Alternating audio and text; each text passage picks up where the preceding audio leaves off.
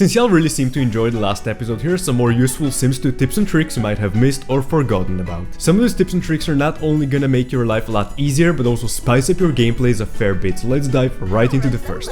The bull prop allows 45-degree angle of rotation through cheat to let you place items at an angle. To rotate the items, press these keys depending on your keyboard's language. You can combine this with the snap objects to grid cheat to unlock some cool design options. Does digging up treasure maps take too much time? Well, if you try this trick, you'll only have to do it once. All you have to do is find a map with a sim of your choice, then start a community lot business and sell them there.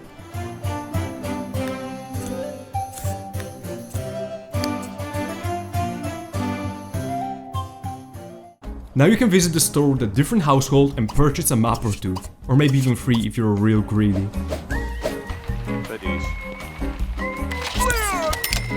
You don't even have to worry about the stock, as the maps will automatically restock if you enter the lot again. This trick will not only save you a ton of time, but also add a fun adventurous shop to your game.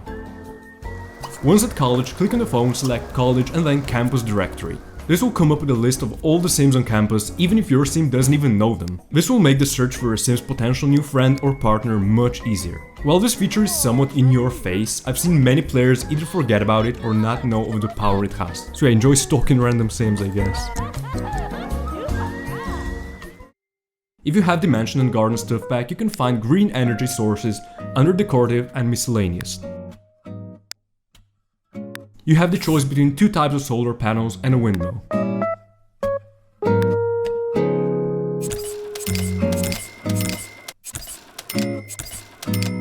These green energy sources lower your sim's bills or even generate extra income.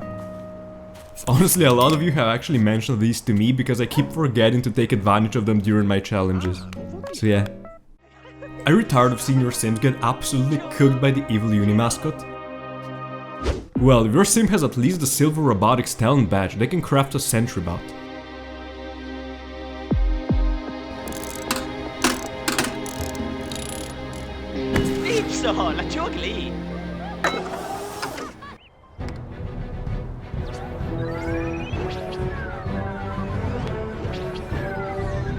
This lifesaver will come after the uni mascot the second they dare show up.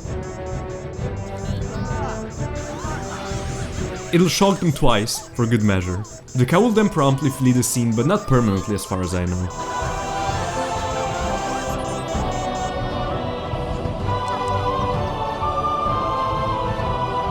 Payback complete, enjoy the additional chaos. As if uni wasn't chaotic enough in this game already. If a sim meets a townie and makes a good first impression, they might get a secret networking benefit. These benefits are random and include expensive gifts, discounts on furniture, non-entry level job offers, dates, contacts and more. And trust me when I say this is one of the most overpowered features in Sims 2. To stand a better chance of being networked with, I recommend queuing up a bunch of gestures. That way the interactions are quick and carry no risk of backfiring.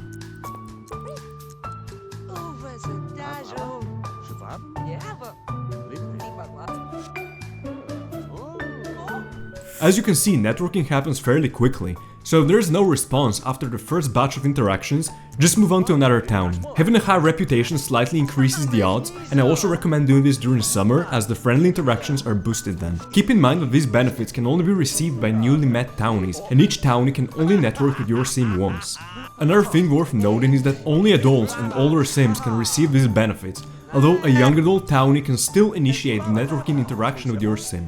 Embracing all the opportunities that networking gives your sim will make them rich in no time, but also lead to some fun, unpredictable moments. From one overpowered game mechanic to another, digging for treasure is a great way to make some quick cash. Let me show you just what I mean on a fresh new save with AJ Loner.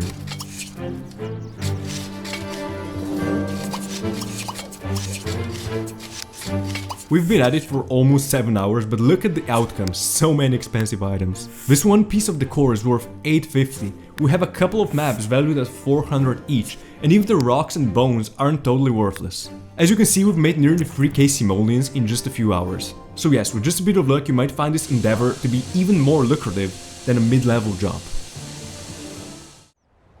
Here's one of the wildest exploits in the entire game. Just as the customer is about to grab an item, pause the game, click the item and select set price. Enter an amount that feels appropriate, I don't know, a million simoleons I guess, and watch the magic happen.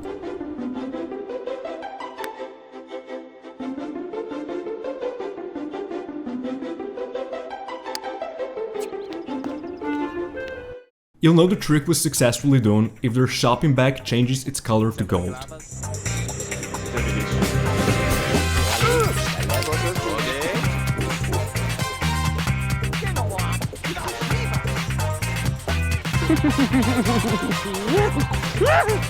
I do have to emphasize that you have to get the timing absolutely spot on, otherwise the customer will either notice the price change and lose interest or be too quick. He's carrying a regular bag, so that's how you know we failed this time. Once their sim attains the golden badge and flower arranging, they'll be able to make a Snapdragon Bouquet. This thing genuinely acts as the max motives cheat. A well-made Snapdragon Bouquet will periodically emit pink smoke and raise the needs of the sims in its vicinity, except for the energy need. Some strategic placements will make your gameplay a lot easier.